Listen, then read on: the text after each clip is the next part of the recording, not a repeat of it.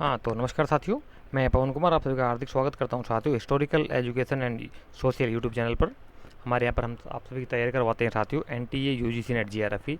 तो न केवल NTA UGC net GRF crack करने के लिए बल्कि साथियों आप हमें ज्वाइन कर सकते हैं TGT PGT first grade second grade इत्यादि सभी प्रकार के कम्पिटिटिव एग्जाम्स को क्रैक करने के लिए, चाहे वो स्टेट लेवल के हों चाहे वो सेंट्रल लेवल के हों, जैसे कि NVS है, JVS, KVS है, DSSB, GIC, GDC इत्यादि सभी प्रकार के कम्पिटिटिव एग्जाम्स को क्रैक करने के लिए हिस्ट्री विषय के आप हमारे YouTube channel historical education and social को ज्वाइन कर सकते हैं। आप अगर आपको हमारा काम अच्छा लगता है तो साथ ही आप हमारी वीडियो को लाइक कीजिए, चैनल को मैक्सिमम शेयर कीजिए और सब्सक्राइब कर लीजिए। और हाँ, बेल आइकन को जरूर प्रेस कर लीजिए ताकि उसका नोटिफिकेशन हम जब भी यहाँ से डालें कोई नई अपडेट वीडियो, उसका नोटिफिकेशन आपको टाइम से मिल सके। ठीक है, तो इसी संदर्भ में साथियों हमारा सिलेबस लगभग कंप्लीट हो चुका है। इस समय हमारे मोस्ट इम्पोर्टेंट MCQ सीरीज चल रही है, जिसके कि नेक्स्ट वीडियो है हम चला रहे हैं। तो इसी संदर्भ में आज का जो फर्स्ट क्वेश्चन है, क्वेश्चन नंबर 35 क्या कहता है कि सम्राट के विश्वसनीय सैनिकों को की सेना को किस नाम से जाना जाता था? बताइए साथियों। कहता है कि सम्राट की विश्वसनीय सैनिकों की सेना को किस नाम से जाना जाता था? चार ऑप्शन दिए गए हैं आपको ABCD। चारों में से आप राइट आंसर चूज करके पुटअप करना है। इसके लिए आपको 30 सेकंड्स का टाइम दिया जाता है। 30 सेकंड्स के अंदर ही आपने अपना राइट आंसर चूज करके पुटअप करना होता है।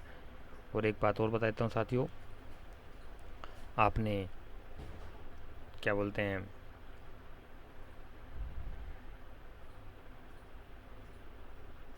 हाँ ठीक है, चलने तो सही है, ठीक है। बताइए आंसर कीजिए साथी फटाफट।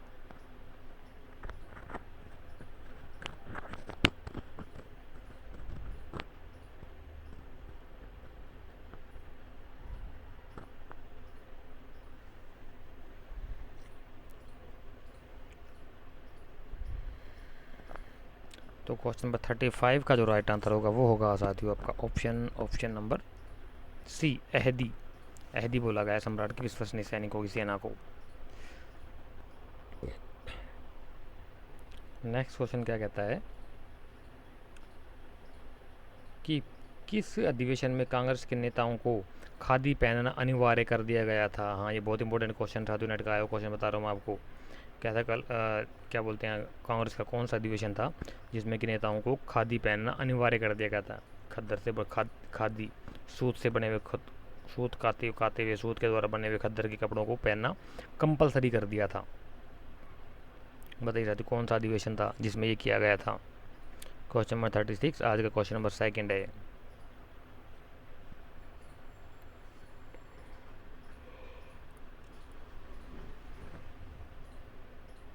तो 36 का जो राइट आंसर होगा साथी वो होगा आपका ऑप्शन नंबर A, गुवाहाटी अधिवेशन। गुवाहाटी या गुवाहाटी एक ही बात है, ठीक है। तो बताइए जरा साथियों, गुवाहाटी किसकी राजधानी है? एक और सवाल आपके लिए।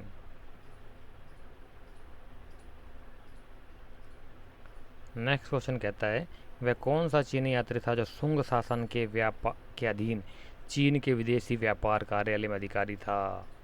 बताइए साथियों, कौन सा चीनी यात्री था जिसने भारत की यात्रा भी की थी और जो शुंग एक डायनेस्टी है, शुंग शासन के अधीन चीन के विदेश व्यापार का कार्यालय में अधिकारी भी था? कौन सा था वो? 6 ऑप्शन दे दी, कुछ ज़्यादा दे दी।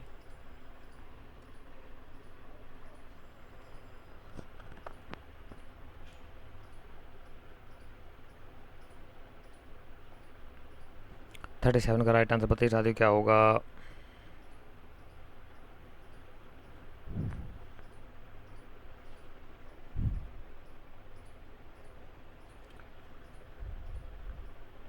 वो जो था आपका ऑप्शन नंबर F होगा, चाओ जुकुआ। ये करता था विदेशी व्यापार में, अधिकारी था चीन के विदेशी व्यापार में, जो कि शुंग राजवंश की बात है। कहता है कि आगे कहता है कि निम्न में से किसने अजमेर में सरस्वती मंदिर नामक शिक्षण संस्थान की स्थापना की थी? इसने गुरुकुल बनवाया था भाई, है ना, जो बाद में तुड़वा दिया था। दिल्ली सल्तनत का एक शासक था, मुस्लिम शासक, उसने तुड़वा दिया था वहाँ पर। और वहाँ पे मस्जिद बना दी, मंदिर को मस्जिद में कन्वर्ट कर दिया था, वही है। ये क्वेश्चन है, बता सकते हो आप आसानी से, पहले कई बार करवा चुका हूँ इसका। तो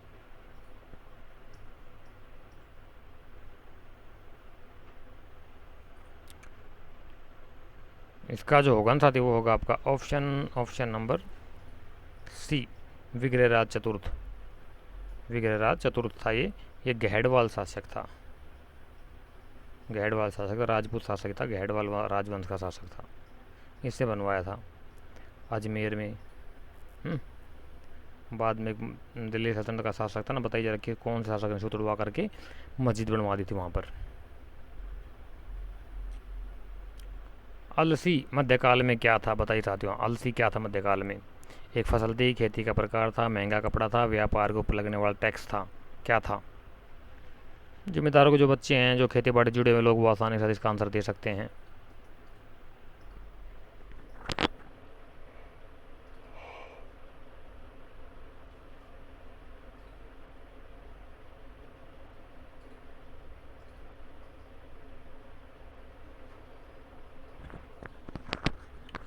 तो अलसी जो था ना साथी वो आपका था क्वेश्चन नंबर 39। इसमें थोड़ा सा डाउटफुल है, डाउटफुल इसलिए है क्योंकि यहाँ पर जो दिया हुआ साथी वो दिया हुआ महंगा कपड़ा, ऑप्शन सी राइट आंसर होगा इसका। लेकिन अलसी जो होती है एक फसल भी होती है, बताता हूँ आपको, एक पौधा भी होता है अलसी का, जहाँ पर फसल लगती है और प्रोटीन का बहुत अच्छा सोर्स होता है, सस्ता सोर्स होता है प्रोटीन का। उसके जो बीज होते हैं ना अलसी के, वो प्रोटीन के सस्ते सोर्स होते हैं, इजीली अवेलेबल हो जाता है। और उनको बीज को पका करके, भून करके, पीस कर किसी भी रूप में आप खा सकते हो। तो प्रोटीन का बहुत अच्छा सोर्स माना गया अलसी, ठीक है। और उसके फसल को जो फूल से जो निकलते हैं उनसे कपड़े बुना जाता है। रोम में कपड़ा उसी से बुना जाता था। हमारे यहाँ पर कपास होती थी, वहाँ पर ऐसा नहीं होता था। आगे आता है कि 1917 में हिंदू कॉलेज की कलकत्ता में स्थापना किसने की थी? हाँ, हुआ the founder of Hindu college in Calcutta. तो ये क्वेश्चन है।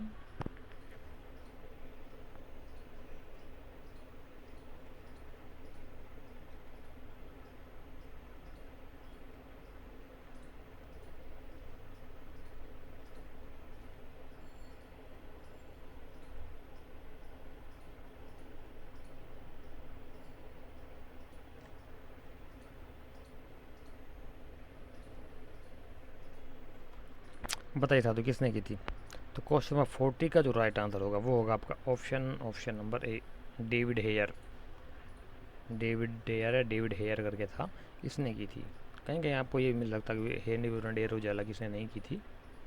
ये बंगाल का एक तरुण सभा का आंदोलनकारी एक वो था लीडर, हेनरी डेजोरी की बात कर रहा हूँ मैं। आगे क्या था कि बालू का राम विहार में कौन सी बौद्ध संगीति हुई? क्या बात, बताइए। बुद्ध दर्शन से जुड़ा हुआ प्रश्न कहता है कि बालूकाराम विहार में कौन सी बौद्ध संगीति हुई थी? फर्स्ट, सेकंड, थर्ड, फोर्थ, कौन सी बुद्धिस्ट काउंसिल हुई थी बालूकाराम विहार में?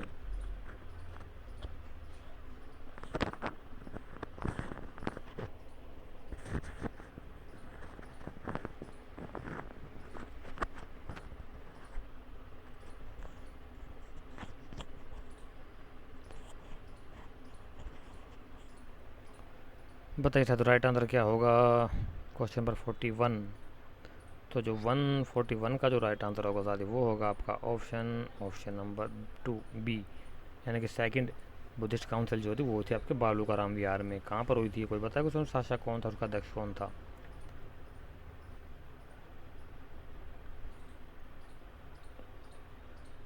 आपने देख लेना। शासक था आपका अजातशत्रु, सॉरी कालाशोक। हाँ, अजातशत्रु फर्स्ट में था, सेकंड में कालाशोक था, थर्ड में आपका अशोक आ गया था, और फोर्थ में आपका कनिष्क था। तो अच्छे से देख लेना, हर बार एक क्वेश्चन आता है इनमें से। कौन कौन कौन सी बुद्धिस्ट काउंसिल कहाँ कहाँ पर हुई थी, कब कब हुई थी, अध्यक्ष कौन था और शासक कौन था।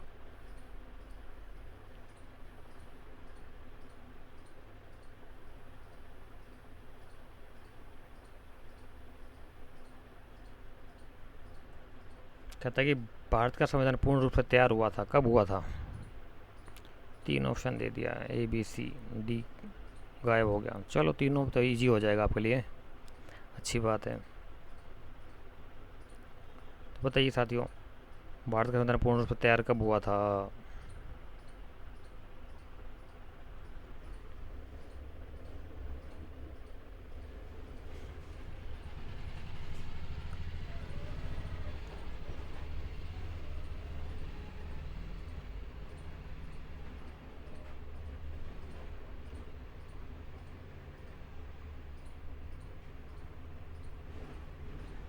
तो ये जो था भारत पूर्ण संविधान जो रूप से बनकर जो तैयार हुआ था ना साथी, वो हुआ था आपका ऑप्शन नंबर बी में।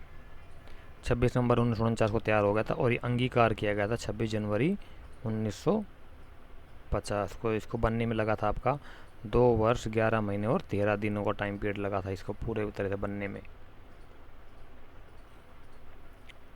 नेक्स्ट कहता है कि British paramount and Indian renaissance book written by, किसने लिखी थी ये पुस्तक का एक नाम दिया होगा, British paramountcy and Indian resistance renaissance, Indian renaissance book written by, किसने लिखी थी? British paramountcy and Indian renaissance. Renaissance पता क्या होता है? रेनेसा होता है पुनर्जागरण, भारतीय साम्राज्य पुनर्जागरण, इंडियन रेनेसा। हालांकि यूरोप में शुरुआत हुई थी 15वीं-16वीं शताब्दी में। यूरोपीय पुनर्जागरण पढ़ा होगा ना आपने, कांट हेर दिकारते दुनिया भर का राइटर, होमर वगैरह जब आए थे उसी टाइम की बात है। किसने लिखी थी बुक बताइए? तो 43 का जो राइट आंसर होगा वो होगा आपका option number C, R C Majumdar साहब ने लिखी थी ये।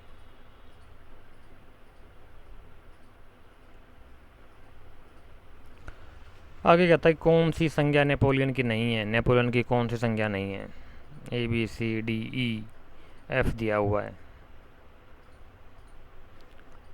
बताइए साथियों, राइट आंसर क्या होगा इसका? इनमें से कौन सी संज्ञा जो नेपोलियन की नहीं है बताया गया, बताइए कौन सी नहीं है? 44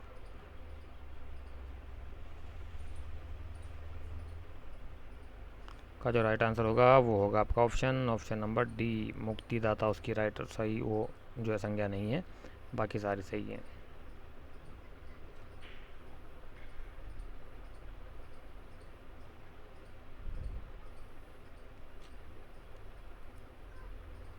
आगे आता है कि संतोषजनक राजस्व व्यवस्था स्थापित करने के लिए निम्नलिखित में से किसने सुप्रसिद्ध ट्रायल एंड एरर का नियम अपनाया? यानी कि ट्राई करो और फिर उसको एरर को छांटो, को दूर करो, फिर इम्प्लीमेंट करो, फिर उसको एरर देखो क्या कमी है वो उनको सुधार करो। मतलब इम्प्लीमेंटेशन कर देगा बारी बारी करके, धीरे धीरे करके। कौन सा वो क्या बोलते हैं उसमें, तो ये वही हो गए थे गवर्नर, कुछ गवर्नर जनरल। बताइए किसने किया था? वायसराय भी हो गया था, हालांकि बेंटली पेंटिंग के वायसराय बन गए थे उस समय तक। किसने किया था बताइए साथियों? 1945 का क्वेश्चन का राइट आंसर क्या होगा? वो होगा आपका option number A, Warren Hastings.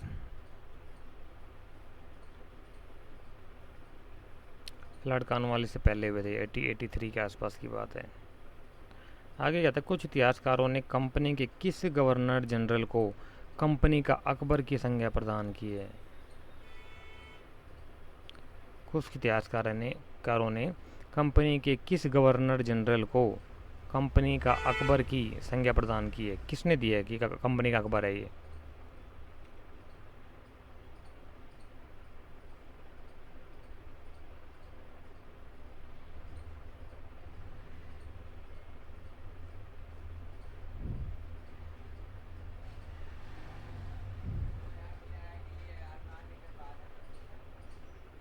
Forty six का जो राइट आंसर होगा वो होगा आपका option number D, Lord Wellesley को कंपनी का अकबर की संज्ञा दी गई थी कुछ इतिहासकारों के द्वारा, तथाकथित इतिहासकार।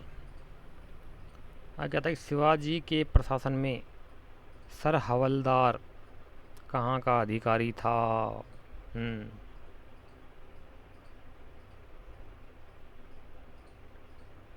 ये प्रशासनिक इकाइयां हैं जो महाल तरफ मौज प्रांत गांव दी हुई है ना, ये प्रशासनिक इकाइयां थी। शिवाजी महाराज ने बांटा हुआ था अपना साम्राज्य को।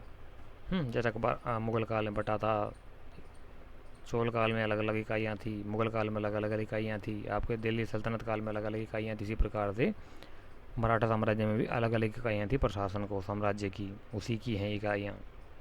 तो बताइए सर हवलदार जो कहाँ का अधिकारी था, कौन से एडमिनिस्ट्रेटिव इकाई का, यूनिट का वो प्रधान था, चीफ था? क्वेश्चन नंबर 47 का राइट आंसर बताइए, वो था आपका ऑप्शन नंबर ए, महालों का।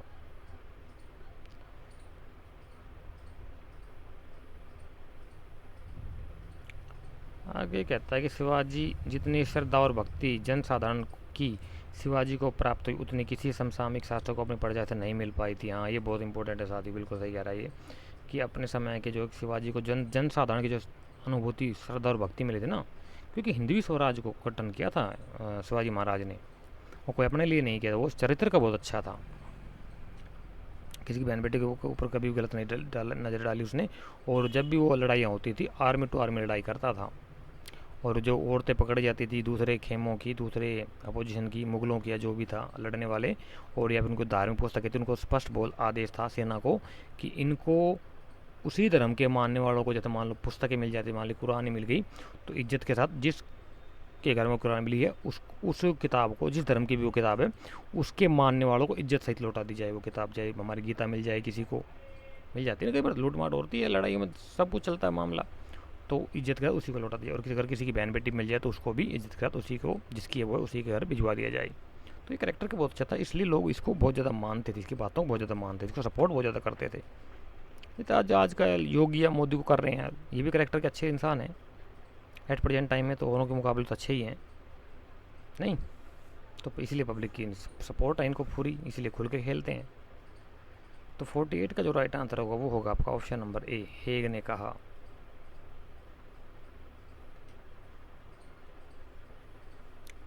आगे कहता है कि निम्नलिखित में से किसने कन्नौज के कवि कलश नामक ब्राह्मण विद्वान को अपना सलाहकार नियुक्त किया तथा उसे पेशवा से भी उच्च पद प्रदान किया था। ओए होए, क्या बात है, कौन सा वो, पता ही साथियों, मराठा प्रशासन, मराठाओं में से कौन सा मराठा था वो जिसने ये किया। कन्नौज का कवि था कलश नामक ब्राह्मण विद्वान, उसको अपना सलाहकार नियुक्त किया था उसे पेशवा से उच्च प्रदान किया। हालांकि पेशवा सबसे ऊंचा होता था, अष्टप्रधान जो कमेटी थी ना, अष्टप्रधान 8 लोगों की, उसका सबसे ऊंचा जो होता पेशवा होता था। पेशवा एक प्रकार से प्रधानमंत्री होता था आजकल का, उसके ऊपर सम्राट होता था, इससे पेशवा से उच्च प्रधान पद दिया था उसे। बताइए साथी किसने दिया था। 49 का राइट आंसर क्या होगा, तो वो था आपका option number A, Sambhaji Maharaj ने दिया था।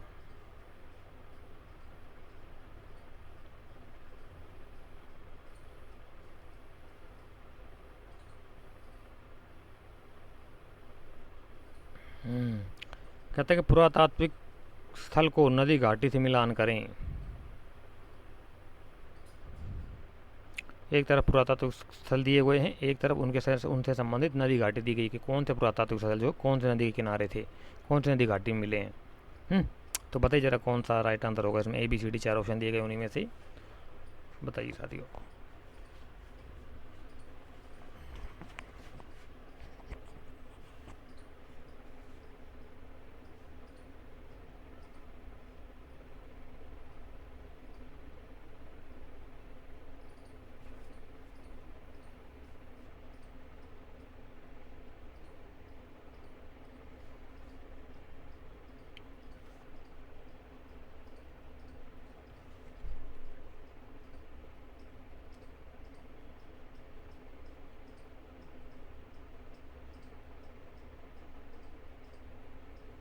तो क्वेश्चन नंबर 50 का जो राइट आंसर होगा साथी वो होगा आपका ऑप्शन नंबर डी, यानी कि चंद्रकेतुगढ़ का हो जाएगा आपका वैगई, वेंगई या वेगई, ठीक है।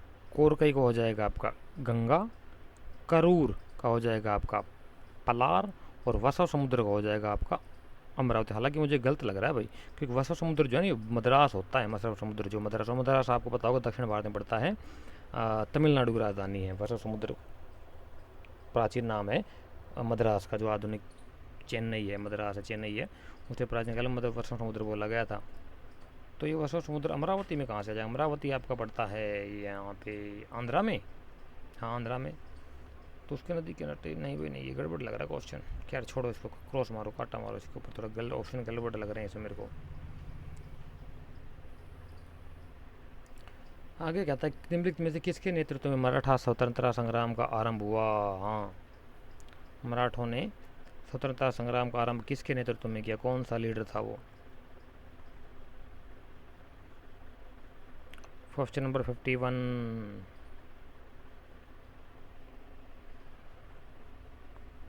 51 का जो राइट आंसर होगा साथी वो होगा आपका ऑप्शन नंबर सी, ताराबाई के नेतृत्व में। आगे आता है किस निम्नलिखित में से किसके काल में अष्टप्रधान में विघटन हो गया। अष्टप्रधान में गड़बड़ झाला हो गया था। कौन सा वो शासक था जिसके साथ, मराठा शासक था जिसके समय में अष्टप्रधान को हटा दिया, अष्टप्रधान में गड़बड़ झाला हो गया था, हटा दिया था, मतलब अष्टप्रधान में काफ़ी बड़ा फेरबदल कर किया गया था। 52 वो थे आपके option number B, Sambhaji Maharaj. निम्न में से कौन सा स्थल चित्रित धूसर मृद भांड से संबंधित नहीं है। PGW पेंटेड ग्रे वेयर, चित ओहो रुक जा यार, चित्रित धूसर मृद भांड बोले तो पेंटेड ग्रे वेयर, पी है ये, पेंटेड ग्रे वेयर यानी कि चित्रित धूसर मृद भांड, ग्रे कलर के जो मृद भांड मिले हैं ना, उनसे कौन सा संबंध नहीं, कौन सा स्थल संबंधित नहीं है, बताइए। क्वेश्चन नंबर 53,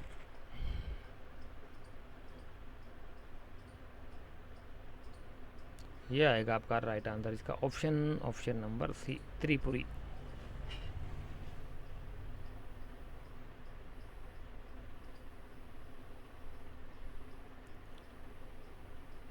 आगे आता है कि निम्न में से कौन सा बुद्ध और देवदत्त के बीच भेद का कारण बना। हाँ, दोनों के बीच में कौन किस टॉपिक के ऊपर मतभेद हो गए थे महात्मा बुद्ध के बीच में। इन्हीं का एक अनुयायी था और चचेरा भाई था देवदत्त, ये है, और ये आनंद का बड़ा भाई था। इनका जो महात्मा बुद्ध का जो प्रिय शिष्य था ना आनंद, जिनकी बाहों में ही महात्मा बुद्ध ने दम तोड़ा था, आनंद ये प्रिय शिष्य था महात्मा बुद्ध का। तो इसी का ही बड़ा भाई था देवदत्त। हालांकि दोनों चचेरे भाई थे इसके, लेकिन देवदत्त हरामखोर आदमी था। इसने महात्मा बुद्ध को मारने का प्रयास किया था और हाथी को दारू पिला करके उसको मारने के लिए भेज दिया था, लेकिन महात्मा बुद्ध ने सबको शांत कर दिया था और इसको बाहर निकाल कर दिया था। और कुछ इसकी पत्नी, देवदत्त की पत्नी ने और 1000 महिलाओं के साथ में संग भेद किया था महात्मा बुद्ध के जीवन काल में ही, अलग से ही अपना संप्रदाय बना लिया था।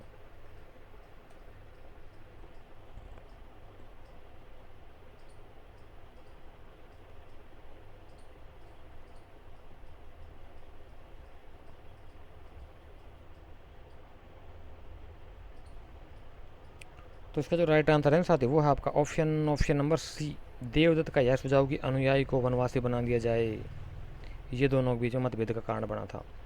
इसी कारण से महात्मा बुद्ध ने इसकी बात को नहीं माना और इसने अपना छोड़ दिया। तो ज़रा बताइए, महात्मा बुद्ध की मृत्यु पर किसने कहा क्या, अच्छा हुआ अब तथागत नहीं रहे, अब हम किसी बंधन में नहीं हैं और जो अपनी इच्छा अनुसार जो मर्जी कर सकते हैं। बताइए किसने कहा था। ये उसी ने कहा था, हिंट देता हूँ, ये उसी ने कहा था जिसको कि महात्मा बुद्ध ने अपने अंतिम उपदेश दिया था, सबसे लास्ट में शिष्य बना था ये, उसका नाम क्या था बताइए। आगे क्या था, शेर शाह के निम्न सैन्य अभियानों को कालक्रम रूप में सजाएं, जमाएं, बताएं। पहले कौन सा किया उसने अभियान, उसके बाद कौन सा, उसके बाद कौन सा, फिर लास्ट में कौन सा, ऐसा क्रोनोलॉजिकल ऑर्डर में लगाने आपने, ये बताइए।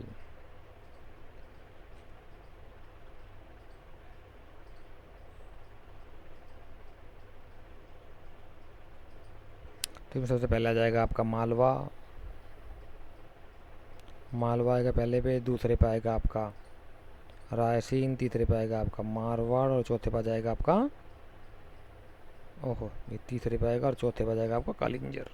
ठीक है, तो इस प्रकार से आपका ये हो जाएगा 3-1-4-2, यानी 3-1-4-2, हाँ, तो ये आएगा आपका फर्स्ट राइट हो जाएगा इसमें ए।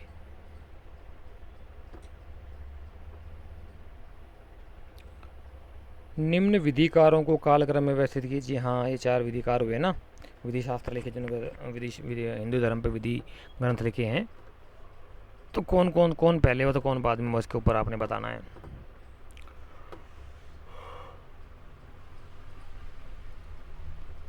क्वेश्चन नंबर 56 का राइट आंसर क्या होगा बताइए साथियों फटाफट।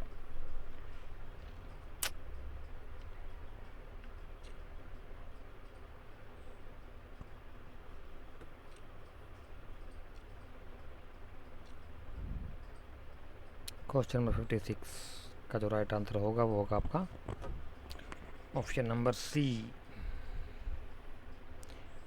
यानी सबसे पहले आएगा आपका विष्णु, उसके बाद आपका कात्यायन, उसके बाद आपका मेधातिथि और लास्ट में देवन भट्ट।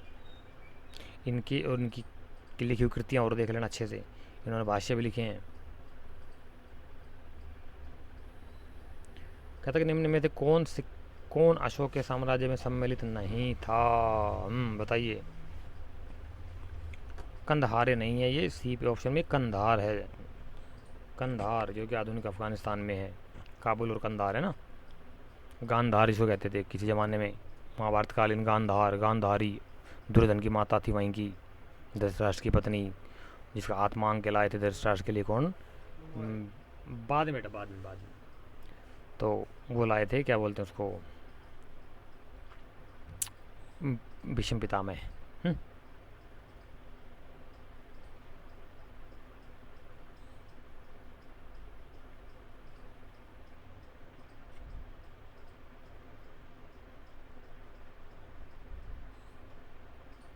तो 57 का बताइए राइट आंसर क्या होगा साथियों? वो होगा, सबको पता है यार, ये तो इजी ऑप्शन है। तमिलकम यानी कि तमिलनाडु नहीं था, बिल्कुल भी दक्षिण में था ना, कर्नाटक तक तो उसके अशोक के विलेख मिलते, कर्नाटक क्या उधर नहीं मिलते, उधर से ये नहीं था। और इधर पूर्वोत्तर में असम नहीं था, असम भी नहीं था, है बाकी सारा ही लगभग बाहर था। कर्नाटक से महाराष्ट्र के नीचे तक का, कर्नाटक तक का भाग था उसके साम्राज्य का हिस्सा, उधर चले जाइए, कंधार, काबुल, कश्मीर, ये सब था। बहुत बड़ा विशाल साम्राज्य स्थापित किया था अशोक महाराज, अशोक ने। भारतीय संस्कृति की विशेषताएं हैं, बताइए साथियों क्या है? ABCDEF।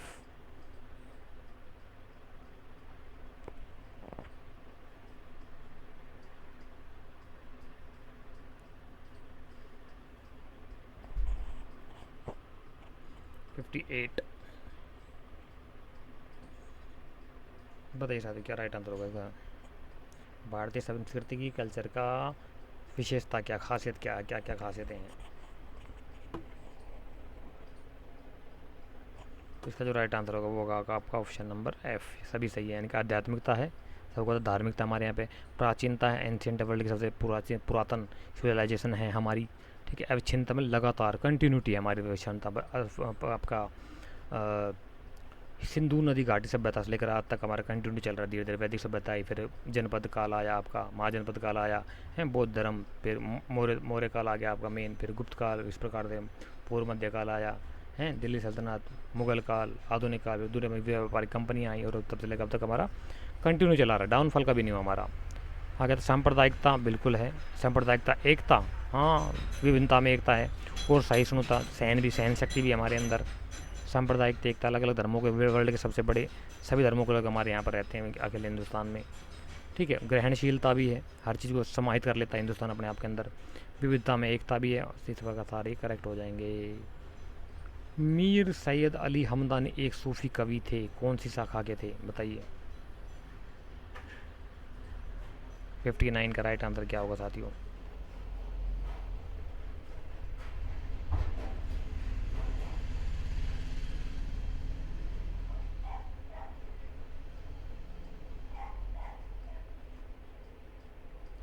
तो सूफी संत जो थे मीर सैयद अली हमदानी, ये थे आपके ऑप्शन नंबर बी, कुबराबिया शाखा के।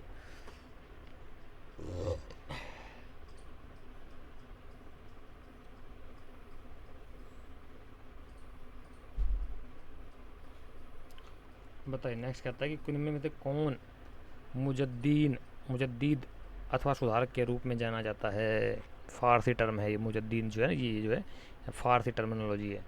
मुजद्दीद जिसका अर्थ होता है सुधारक, रिफॉर्मर, किसे कहा गया? 60 तो ये कहा गया था आपके option number B, Sheikh Ahmad Sirhindi को। मराठा संत रामदास किस सिख गुरु से मिले थे? कौन से सिख गुरु थे जिससे कि मराठा संत रामदास का मिलन हुआ था?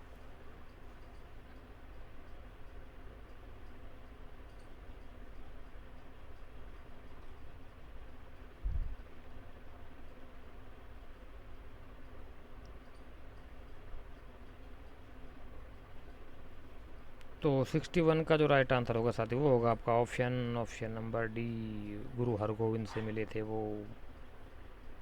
मराठा संत रामदास आगे कहता है कि निम्नलिखित में से सूफियों में से कौन स्त्रियों की वेशभूषा धारण करते थे। हाँ, महिलाओं की तरह रहते थे, कपड़े पहनते थे महिलाओं के जैसे।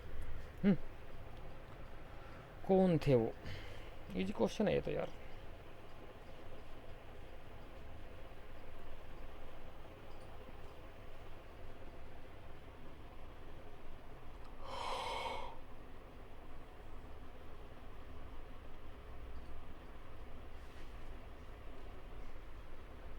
सिक्सटी टू का जो राइट आंसर होगा साथी वो होगा आपका ऑप्शन नंबर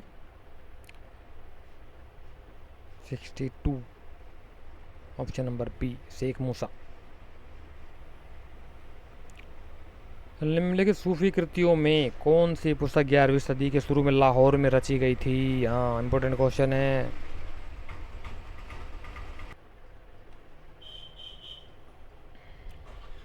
बताइए, 11वीं सदी की शुरुआत में लाहौर में रची गई थी पुस्तक, उसका पुस्तक का नाम क्या है? सूफी पुस्तक है वो।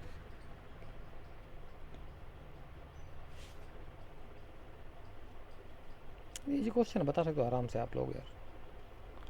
तो इसका जो राइट आंसर होगा वो होगा आपका option number B, Kashful Mahjub.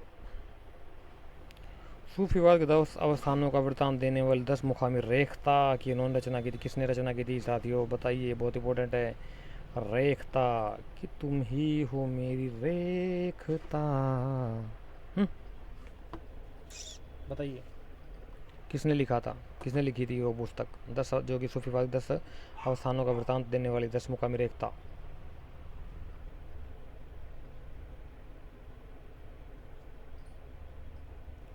तो इसका जो राइट आंसर होगा वो होगा आपका option number B, Sheikh Mansur al Hajjaj. ये सऊदी अरेबिया के थे और अरबों ने ये इन्होंने कहा था अनल हक। इनका एक वाक्य बहुत प्रिय है, क्या? अनल हक, यानी कि मैं सच हूँ ये इस प्रकार से बोलते थे।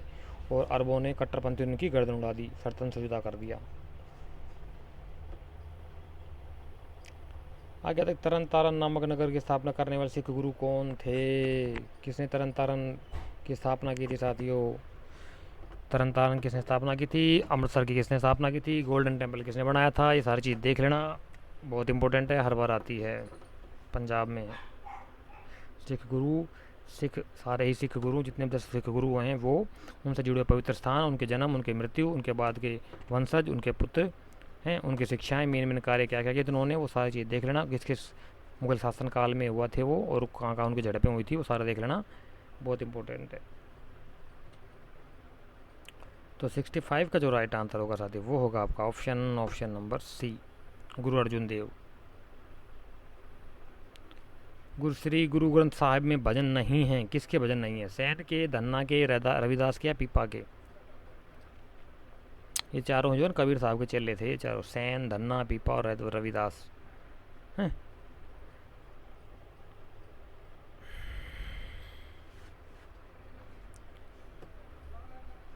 तो इसका जो राइट आंसर होगा 66 का वो होगा आपका ऑप्शन नंबर डी, पीपा के नहीं है, बाकी इन तीनों के हैं, रैन के, रैदास के, सैन के, रविदास के और धन्ना के।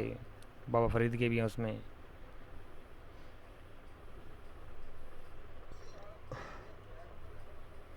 आगे जाता है, किसके अनुसार बाबर की मृत्यु का मुख्य कारण इब्राहिम लोदी की मां द्वारा दिया गया जहर था, विष था?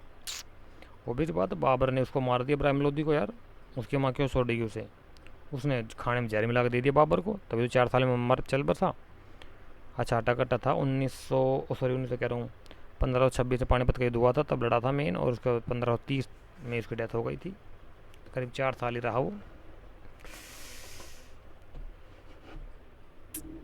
तो ये कौन कहता है? तो ये लिखा इसके बारे में हुमायूं की बहन गुलबदन बेगम ने अपना हुमायूं नामा में।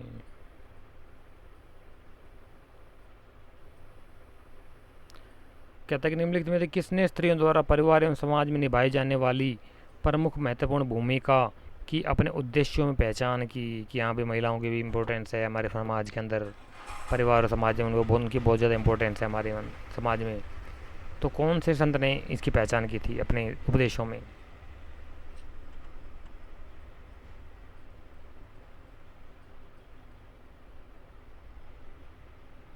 68 का राइट आंसर होगा आपका option number D, Guru Nanak Dev साहब ने की थी।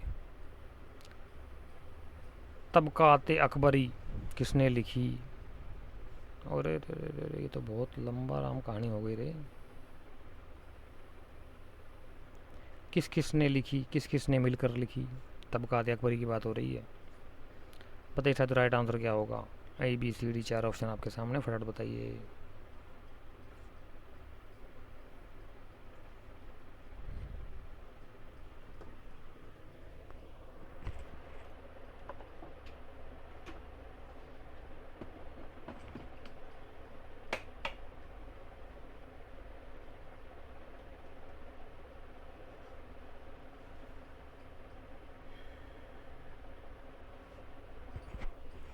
बताइए शायद राइट आंसर क्या होगा इसका?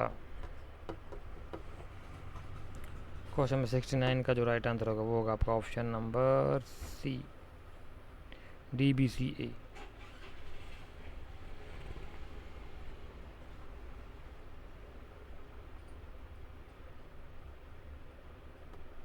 मिला लेना यार, इतना टाइम नहीं है अभी मेरे पास।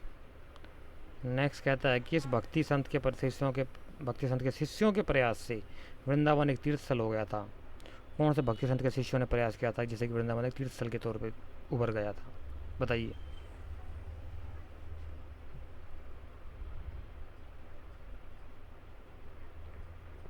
कहते हैं जय राधे जय कृष्णा, जय हो तेरी गोपाला, जय राधे जय कृष्णा, जय हो तेरी गोपाला।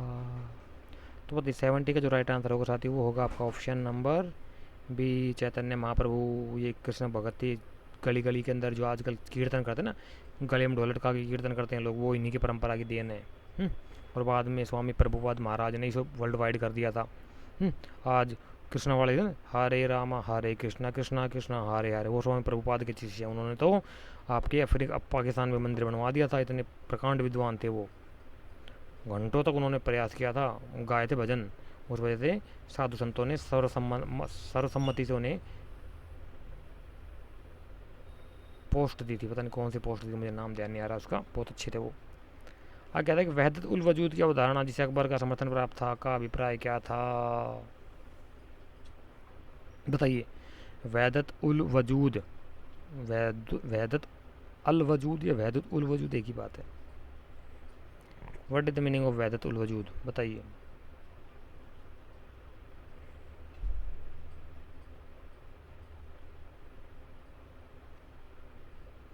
तो 71 का जो राइट आंसर होगा वो होगा आपका ऑप्शन नंबर डी, परम तत्व की एकता, यानी कि सर्वोच्चता, सर्वेश्वरवाद। अल्लाह ही, कभी अल्लाह ही एक ही है, एक ही अल्लाह है, वो है परम तत्व की एकता, कि एक ही है वो, उसका नाम अल्लाह है। उसके पहले उसके जो पैगंबर थे वो अंतिम पैगंबर मोहम्मद साहब हैं। आगे कहता है कि निम्नलिखित संतों में से किसे उनके अनुयायी विष्णु का अवतार मानते थे? हाँ, विष्णु का अवतार किसे माना गया है? 72 अभी बताया था यार, वो होगा आपका। चलो बताओ, पहले आप लोग बताओ फिर बताता हूँ मैं।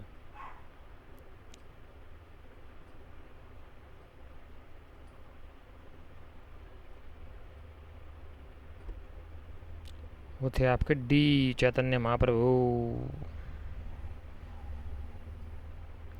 आगे कहता है भारत में इस्लामी रहस्यवाद की प्रथम पाठ्य पुस्तक कशफ उल महजूब तैयार करने का श्रेय जाता है, किसे जाता है? कशफ उल महजूब। भारत में इस्लामी रहस्यवाद की प्रथम पाठ्य पुस्तक कशफ उल महजूब तैयार करने का श्रेय किसे जाता है?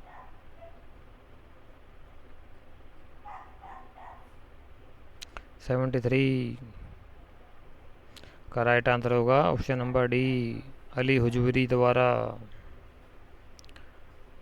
क्वेश्चन नंबर 74 और आज का लास्ट क्वेश्चन साथियों क्या कहता है कि निम्नलिखित में से कौन 16वीं शताब्दी में कर्नाटक में दासकूट आंदोलन से संबंध था? कर्नाटका में, आज का जो कर्नाटक है, दासकूट आंदोलन चलाया था, किसने चलाया था? कौन से ऋषि और जो है संत इससे संबंध रखते थे?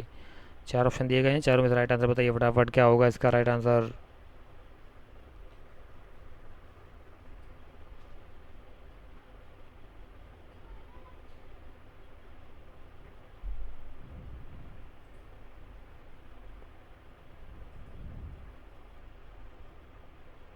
74 का जो राइट आंसर होगा साथी वो होगा आपका ऑप्शन नंबर ए, पुरंदरदास। ये थे 16वीं शताब्दी में कर्नाटक में दासपूर्ण आंदोलन से संबंध रखते थे। ठीक है, तो ये कुछ क्वेश्चन साथियों जिनको हमने वन बाय वन करके डिटेल में एक्सप्लेनेशन किया है, आपके सामने रखे हैं। ये नेक्स्ट वीडियो के अंदर हम फिर दोबारा और इंपॉर्टेंट क्वेश्चन लेकर के आएंगे। जब तक आप स्टडी के अंदर लगे रहिए, कंटिन्यूटी बना रखिए। टेम्पर जो आपका हाई हो रखा है उसे मेंटेन रखिए, उसे डाउनफॉल बता दीजिए उसको मैनेज कीजिए अपने सिस्टम के अनुसार, टाइम के अनुसार जैसा भी आपको मिलता है। मैक्सिमम टाइम दीजिए। लास्ट मोमेंट चल रहा है हमारा, डू एंड डाई वाला प्रोसेस चल रहा है। महीना भर समय मान लीजिए आपको और मिल गया है, अपनी टाइम को अच्छे से मैनेज करिए। रिविजन फिर दोबारा एक बार मार दीजिए और MCQ मैक्सिमम सॉल्व कीजिए। फिर मिलते हैं आप सभी के लिए नेक्स्ट वीडियो में। तब तक के लिए थैंक यू सो मच। जय हिंद और